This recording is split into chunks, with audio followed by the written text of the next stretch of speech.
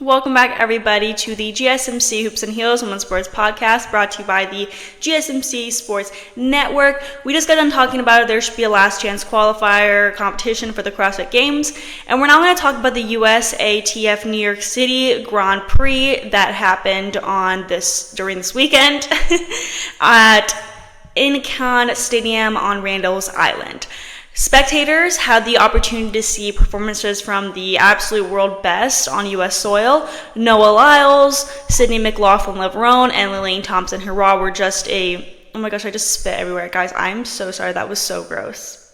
Okay, moving on. They were just some of the few of the headliners scheduled to race. The meet took place soon after the premiere of the upcoming Netflix documentary Sprint, which will feature Noah Lyles and Sha'Carri Richardson, among other world and Olympic champions. New York City was the place to be this weekend as a track and field fan. I was very sad I could not be there, but that's okay. Still could see some things online, of course. Okay, so for a weekend, though, I did want to remind you guys to like and subscribe to the show and to become a part of our show to tip and donate using the link gsmcpodcast.net. Also, we do get a number of questions and comments that come from viewers during the show. So to ensure that your comments and questions get read on the air and answered, I ask that you use the link gsmcpodcast.net.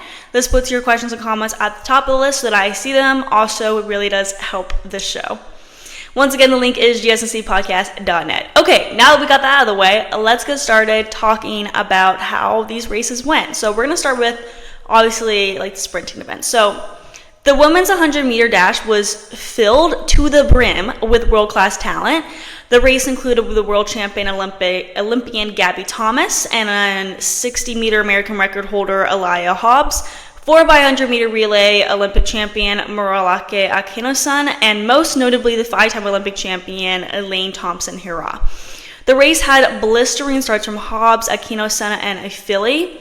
Hobbs shifted into her eye-catching top-end speed, but this time it wasn't enough to hold off the former NCAA champion Philly. This pair of former LSU Tigers demonstrated they are ready to compete against anyone as the season revs up.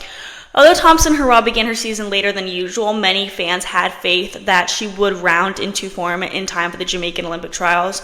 Unfortunately, during the race, though, Thompson-Herah sustained a lower leg injury. After crossing the line, she was carried off the track for further evaluation.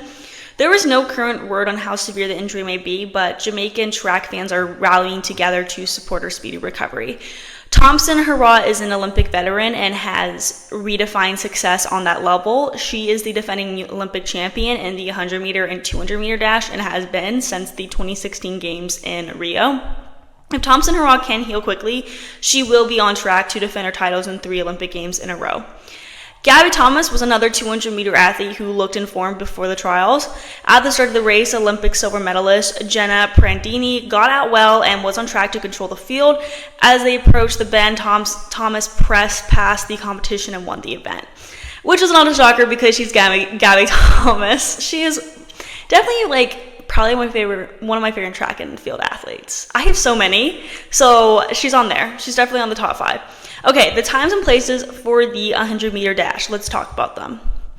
Okay, so first was for a filly at 11.18 seconds, and second was Akinosan at 11.20 seconds, and third was Hobbs at 11.21 seconds, and in fourth was Thomas at 11.34 seconds, and fifth was Mikia Briscoe at 11.34 seconds. It had to be down to what is it called? Oh my goodness, I'm so bad at... Okay, so it goes millisecond. It had to go... Okay, well, the number that is smaller than the millisecond is how they had to get down, how fourth and fifth was in place. Yeah. I also just realized that I said that... I just switched them. Briscoe was in fourth and Thomas was in fifth. Sorry, guys. I just flipped them on accident. My bad. But yeah, they had to get down to the little small numbers because they were literally that close. Sprinting can be very difficult because you have to be so precise with it sometimes. It's crazy.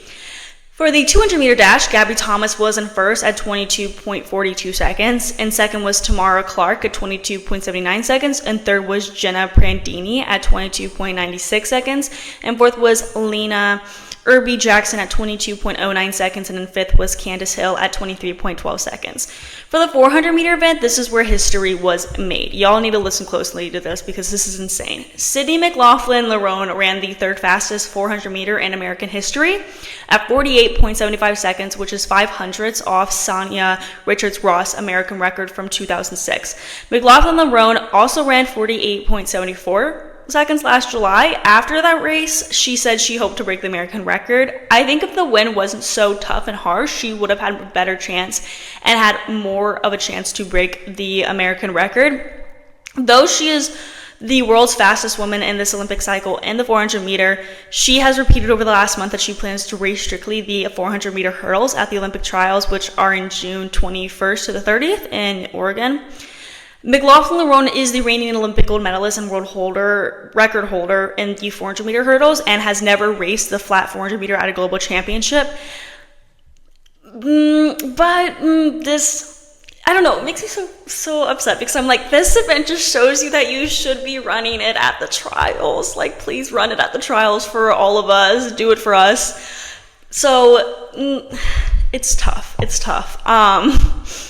Nikisha Price, she set the world lead at 48.89 seconds at the NCAA Track and Field Championship in Oregon, which was talked about in the yesterday's show. I just wanted to bring that to attention as well. In second was Talitha Diggs, the 2022 USATF champion, who finished in a season best and second best of 50.91 seconds. Stacey Ann Williams was in third at 50.94 seconds, representing Jamaica, and then in fourth was Kendall Ellis at 51.08 seconds, followed by Aaliyah Abrams finishing at 51.77 seconds, and she's representing Guyana. So McLaughlin-Levrone said she only plans on competing in the 400 meter hurdles at the Olympic trials. However, her speech shows she can be an Olympic contender in multiple events. At the LA Grand Prix several weeks ago, McLaughlin-Levrone set a personal best in the 200 meter dash at 22.07 seconds.